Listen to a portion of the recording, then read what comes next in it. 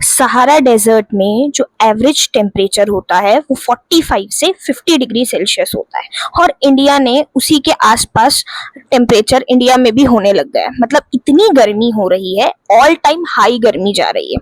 अच्छा, बहुत लोग इसका कारण बता रहे हैं कि एल नीनो के इफेक्ट की वजह से। अच्छा, एल नीनो होता क्या है कि ये ना एक टेम्परेचर, एक क्लाइमेटिक फिनोमेना है, जिसमें क्या होता है, जो पैसिफिक ओशन है उसका जो आपका सेंट्रल और ईस्टर्न पार्ट है वो गर्म हो जाता है, और जो ट्रेड विंड्स होती हैं वो इस जो गर्म वाला हिस्सा होता है उस पानी को धकेलती है एशिया की तरफ। अब ये जो ट्रेड विंड्स है ये एल नीनो की वजह से वीक पड़ जाती है, तो इसका इफेक्ट इंडिया और बाकी देशों में भी देखने को मिलता है। जैसे कि ऑस्ट्रेलिया में ड्राउट की सिचुएशन आ गई है, साउथ अमेरिका में लैंडस्लाइड हो रही है, हेवी रेनफॉल हो रही है। अच्छा, इंडिया की तो पूछो ही मत, वैसे ही लगी पड़ी है।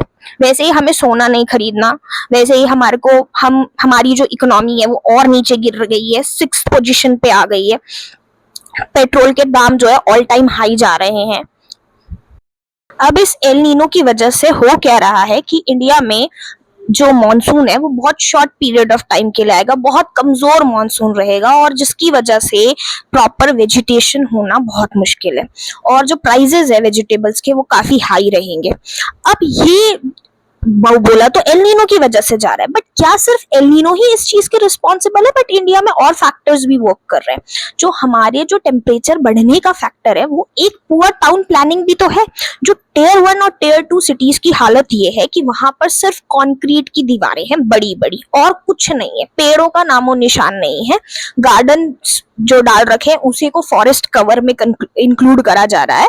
ठीक है, जो गर्म देश होते हैं जैसे सहारा डेजर्ट वगैरह या सहारन कंट्रीज वगैरह, वहां होता क्या है कि डे टाइम में टेम्परेचर बहुत हाई रहता है, बट नाइट टाइम में कम हो जाता है, बहुत ही कम हो जाता है, मतलब काफी ठंडा रहता है। रीजन क्या है कि जितनी जल्दी जो रेगिस्तान है वो जितनी जल्दी गर्म होता है उतनी जल्दी ही रिलीज, अपनी जो हीट होती है उसे रिलीज भी कर देता है।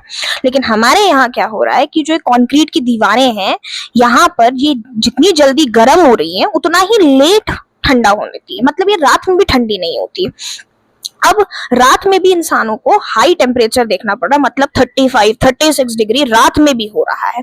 और जो हम ये एसी वगैरह इस्तेमाल कर रहे हैं, तो एसी वगैरह क्या करते हैं कि जो अंदर की जो गर्मी है उसको बाहर पुश आउट करते हैं, और तो उसकी वजह से बाहर का टेम्परेचर और बढ़ता जा रहा है। अच्छा, इसका सोल्यूशन क्या है? हम एज अ सिटीजन क्या कर सकते हैं? पहली चीज तो गवर्नमेंट को थोड़ा अवेयर होना चाहिए कि भाई ये चल क्या रहा है, और हमारे अच्छे दिन तो ऐसे नहीं आ रहे हैं।